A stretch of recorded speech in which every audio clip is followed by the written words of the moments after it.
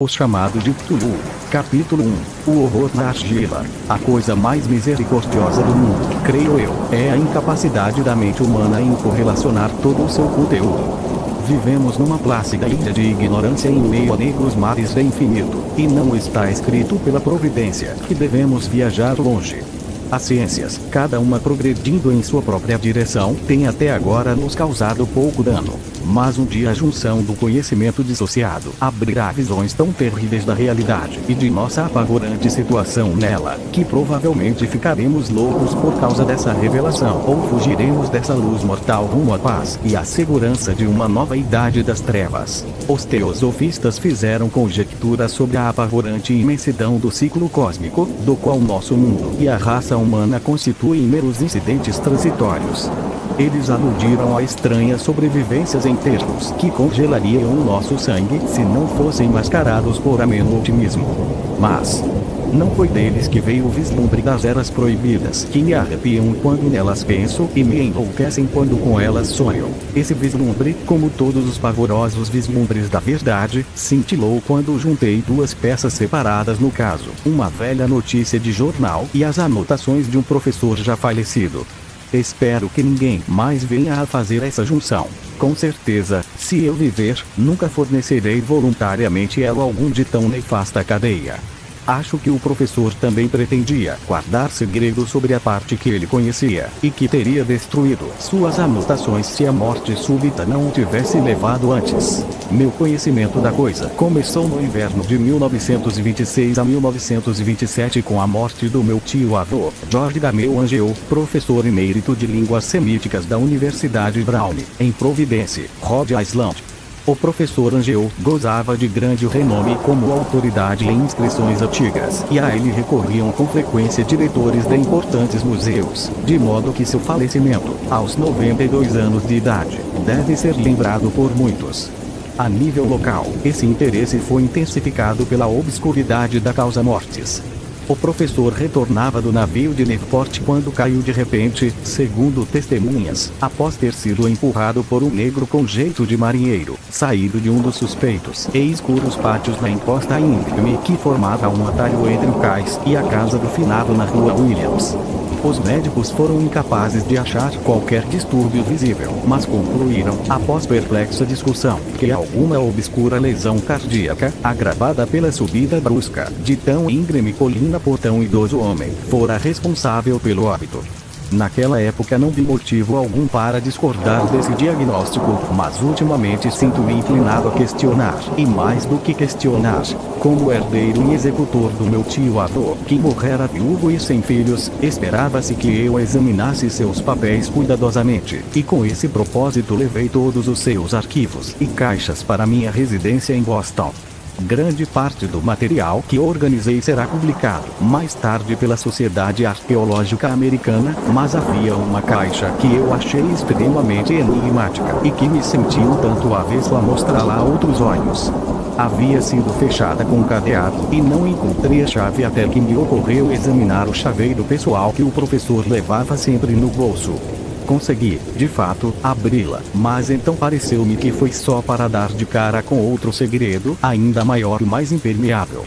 Pois qual poderia ser o significado do estranho baixo relevo de argila e das esparsas anotações, comentários e recortes que achei? Teria o meu tio, nos últimos anos de vida, se tornado crédulo das mais superficiais imposturas. Resolvi que procuraria o excêntrico escultor responsável por essa aparente perturbação da paz de espírito de um velho. O baixo relevo era um tosco retângulo com menos de 2 dedos de espessura e uns 12 a 15 centímetros de comprimento, obviamente de origem moderna. O seu desenho, contudo, nada tinha de moderno na atmosfera e no que sugeria. Pois, embora os caprichos do cubismo e do futurismo sejam muitos e desvairados, não reproduzem com frequência aquela regularidade críptica que se insinua na escrita pré-histórica. E a maior parte daqueles desenhos com certeza parecia algum tipo de escrita, ainda que a minha memória, bastante familiarizada com os papéis e coleções do meu tio, não conseguisse identificá-la ou sequer suspeitar de suas afiliações mais remotas. Acima desses hieróglifos aparentes havia uma figura de evidente intenção pictórica, embora sua execução impressionista impedisse uma ideia muito clara de sua natureza. Parecia um tipo de monstro, ou de símbolo representando um monstro, cuja forma só uma mente doentia poderia conceber. Se eu disser que minha algo extravagante imaginação lhe atribuía ao mesmo tempo os traços de um polvo, de um dragão e de uma caricatura humana, não estarei sendo infiel ao espírito da coisa. Uma cabeça polpuda e tentaculada encimava um corpo grotesco e escamoso dotado de asas rudimentares. Mas era o contorno geral do todo que chocava. Atrás da figura havia uma vaga sugestão de cenário de arquitetura ciclópica. Essa singularidade era acompanhada, além de uma pilha de recortes de jornal, por escritos com a caligrafia mais recente do professor Angel, sem qualquer pretensão a estilo literário. O que parecia ser o documento principal tinha por título Culto de Cthulhu em letras de forma para evitar a leitura incorreta de palavra tão inaudita. Esse manuscrito estava dividido em duas seções, a primeira das quais intitulada 1925, Sonho e Interpretação do Sonho de H. Wilcox, Rua Thomas, 7, Providence, RL, e a segunda, Narrativa do Inspetor John R. Lagrace, Rua Bienville, 121, Nova Orleans, lá. Na reunião de 1908 da SAA, notas do mesmo, e relato do professor V. Todos os demais manuscritos eram notas breves, sendo algumas delas relatos de sonhos esquisitos de diferentes pessoas, citações de livros e revistas teosóficas, principalmente de A Atlântida e a Perdida Lemúria de W. Scott Eliot, ou ainda comentários sobre antiquíssimos e ainda remanescentes sociedades secretas e cultos proibidos, com referências a trechos de compêndios de mitologia e antropologia tais como o Ramo de Ouro, de James G. Frazer, e Culto às Bruxas na Europa Ocidental, de Miss Murray. Os recortes referiam-se basicamente a doenças mentais raras e surtos de alucinações coletivas na primavera de 1925. A primeira metade do manuscrito principal narrava uma história muito peculiar. Aparentemente no dia 1º de março de 1925, um moço magro, moreno, de aspecto neurótico e excitado, visitou o professor Angel, trazendo consigo o singular baixo relevo de argila, que estava então recente e úmido. Seu cartão trazia o nome de Henry Anthony Wilcox, e meu tio reconhecera-o como o filho mais novo de uma excelente família que ele conhecia superficialmente, e que estivera estudando escultura na escola de desenho de Rhode Island e vivendo sozinho no edifício Fleur de Lis perto daquela instituição. Wilcox era um jovem precoce de reconhecido talento, porém grande excentricidade, e desde a infância despertara a atenção, devido às histórias esdrúxulas e aos sonhos bizarros que tinha o hábito de contar. Ele chamava a si mesmo de psiquicamente hipersensível, mas a gente convencional da antiga cidade comercial considerava-o apenas esquisitão. Sem nunca se misturar muito com os seus, gradualmente afastara-se do convívio social e só era conhecido de um pequeno grupo de estetas de outras cidades. Mesmo o Clube de Arte de Providence, ansioso por preservar seu conservadorismo, desistira de tê-lo entre seus membros. Na ocasião da visita, continuava o manuscrito do professor, o escultor pediu abruptamente a assistência do conhecimento arqueológico de seu anfitrião para identificar os hieróglifos do baixo relevo. Falava de um jeito sonhador e afetado que denotava pose e alienação. E foi com certa rispidez que meu tio respondeu-lhe, pois a notória frescura do tablete indicava relação com tudo menos com arqueologia. A réplica do jovem Wilcox, que impressionou meu tio bastante para que este a recordasse e a registrasse textualmente, foi feita no tom fantasticamente poético que deve ter caracterizado toda a sua conversa e que desde então verifiquei ser bem próprio dele. Ele disse: realmente é novo, pois o fiz na noite passada durante um sonho que tive com cidades estranhas. E sonhos são mais antigos do que a cisma em Tiro, a contemplativa esfinge ou a Babilônia dos jardins suspensos. Foi então que ele começou a narrativa desconexa que subitamente despertou uma memória adormecida e conquistou o interesse febril do meu tio. Um leve tremor de terra ocorrerá na noite anterior, o mais intenso registrado na Nova Inglaterra em anos, e afetara vivamente a imaginação de Wilcox. Este, ao se recolher, tivera um sonho sem precedentes, com grandes cidades ciclópicas de blocos titânicos e monólitos que alcançavam o céu, todos gotejando lodo verde e impregnados de horror latente. Hieróglifos cobriam as paredes e colunas, e de algum ponto indeterminado, abaixo, vinha uma voz que não era uma voz, e sim uma sensação caótica que só a fantasia poderia transmudar em som, mas que ele tentou traduzir num amontoado quase impronunciável de letras. Cthulhu-Taki. Essa mixórdia verbal foi a chave para a lembrança que excitou e perturbou o professor Angel.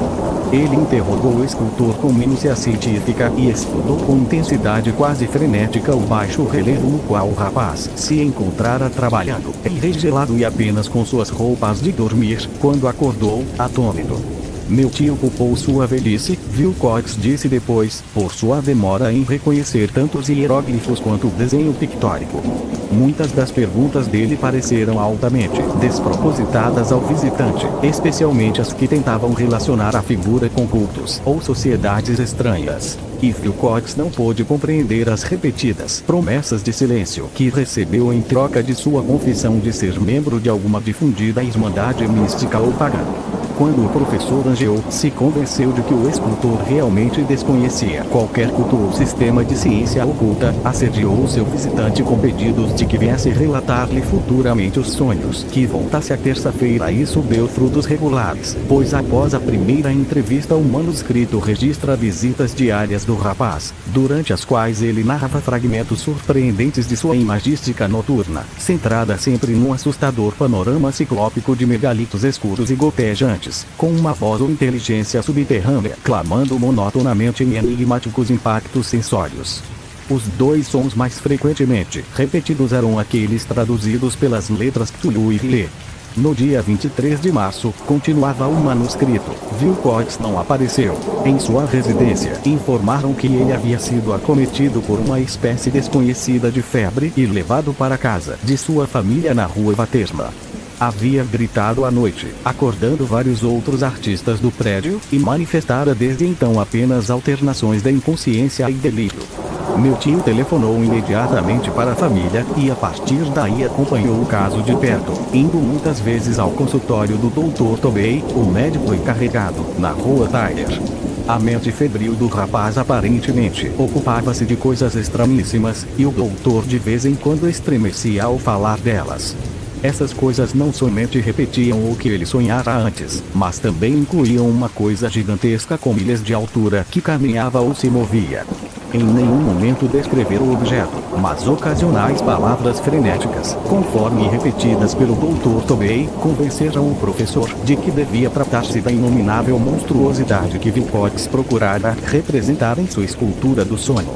Referências a esse objeto, acrescentou o doutor, eram invariavelmente prelúdio à queda do rapaz na letargia. Sua temperatura, curiosamente, não estava muito acima da normal, mas todo o seu estado parecia indicar antes febre do que perturbação mental. No dia 2 de abril, por volta das 3 da tarde, todos os sinais da enfermidade de Wilcox desapareceram subitamente. Sentou-se empertigado na cama, atônito por encontrar-se em casa e ignorando completamente o que acontecera em sonho ou realidade desde a noite de 22 de março. Tendo recebido alta do médico, voltou para o seu alojamento 3 dias depois. Porém não foi mais de nenhuma serventia para o professor Angel.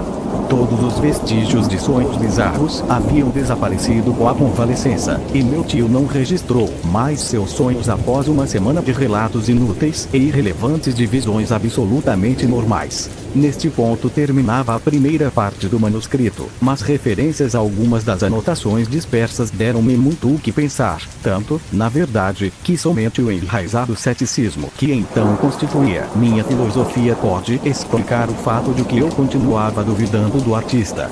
As anotações em questão eram aquelas que descreviam os sonhos de várias pessoas durante o mesmo período em que o jovem Wilcox tivera as suas estranhas visões. Meu tio, ao que parece, havia rapidamente organizado um esquema prodigiosamente amplo de investigação entre quase todos os amigos que podia interrogar sem impertinência, pedindo-lhes relatos de seus sonhos de todas as noites e datas de quaisquer visões incomuns a partir de certo dia. A receptividade ao seu pedido parece ter variado, mas ele deve ter recebido, no mínimo, mais respostas do que um homem normal poderia dar conta sem uma secretária. Essa correspondência original não foi preservada, porém suas anotações constituíam um resumo abrangente e realmente significativo dela. As pessoas comuns da sociedade e do mundo dos negócios no tradicional Sal da Terra da Nova Inglaterra deram um resultado quase completamente negativo, embora casos esparsos de impressões noturnas desagradáveis, mas indefinidas apareçam aqui e ali, sempre entre 23 de março e 2 de abril, o período de delírio do jovem Wilcox. Os homens de ciência não foram afetados em grau muito maior, apesar de 4 casos de descrição vaga sugerirem vislumbres fugazes de paisagens estrambóticas, e de um caso mencionar certo pavor de algo anormal. Foi dos artistas e poetas que as respostas pertinentes vieram, e tenho certeza de que o pânico teria se instaurado se eles tivessem podido comparar as anotações. Como eu não tinha as cartas originais, meio que suspeitei que o compilador houvesse feito perguntas tendenciosas ou organizado a correspondência em concordância com o que ele havia latentemente resolvido ver. Por essa razão continuei a achar que Wilcox, tendo tomado conhecimento das informações que o meu tio possuía, estivera pregando uma peça no veterano cientista. Essas respostas de estetas contavam uma história perturbadora. Entre 28 de fevereiro e 2 de abril uma grande proporção deles havia sonhado com coisas bizarras, sonhos cuja intensidade era incomensuravelmente maior durante o período do delírio do escultor. Cerca de um quarto das respostas falava de cenas e de sons que nada diferiam dos que Wilcox descrevera, e alguns desses sonhadores confessaram um medo agudo da coisa gigantesca e inominável visível no final. Um dos casos, que a anotação descreve com particular ênfase, era seríssimo. O indivíduo em questão, um arquiteto de grande renome, inclinado à teosofia e ao ocultismo, foi acometido de loucura violenta na data da crise do jovem Wilcox, e expirou vários meses mais tarde após gritar incessantemente que o salvassem das garras de uma besta que escapara do inferno. Se o meu tio tivesse se referido a esses casos por nome e não apenas por número, eu teria tentado obter alguma corroboração e feito alguma investigação pessoal. Do jeito que estava, consegui localizar somente uns poucos missivistas. Todos estes, no entanto, confirmaram as anotações plenamente. Muitas vezes tenho me perguntado se todas as pessoas interrogadas pelo professor se sentiram tão perplexas quanto aquele grupo. Sorte deles nunca terem recebido explicação nenhuma. Os recortes de jornal, como já disse, mencionavam casos de pânico, manias e excentricidades ocorridos durante o período em questão. O professor Angel deve ter empregado um escritório especializado na coleta de recortes, pois o número de artigos era tremendo, e as fontes espalhavam-se por todo o planeta. O recorte falava de um suicídio noturno em Londres, onde um sonâmbulo pulara de uma janela após um grito lancinante. Outro consistia numa carta desconexa ao editor de um jornal na América do Sul, em que um fanático, baseado em visões que tivera, predizia um futuro calamitoso.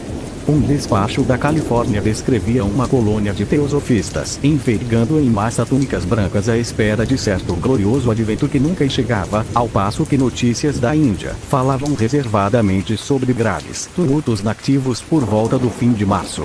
Orgias de vodú multiplicaram-se no Haiti e postos avançados na África reportaram murmúrios abourentos. Oficiais norte-americanos nas Filipinas encontraram hostilidade por parte de certas tribos nessa época, e policiais de Nova York foram atacados por multidões de levantinos histéricos na noite de 22 para 23 de março. O oeste da Irlanda também foi infestado de rumores inacreditáveis e lendas, e um pintor fantástico chamado Arthur Bonnot exibiu um delirante quadro intitulado Paisagem Onírica no Salão de Primavera de Paris de 1926. E tão numerosos são os tumultos registrados em hospícios que só por milagre a fraternidade médica deixou de notar estranhos paralelismos e tirar conclusões mistificadas. Em suma, um surpreendente punhado de recortes, e é com assombro que me lembro hoje do empedernido racionalismo com que os pus de lado. Mas eu estava então convencido de que o jovem Wilcox tivera conhecimento dos assuntos antigos mencionados pelo professor.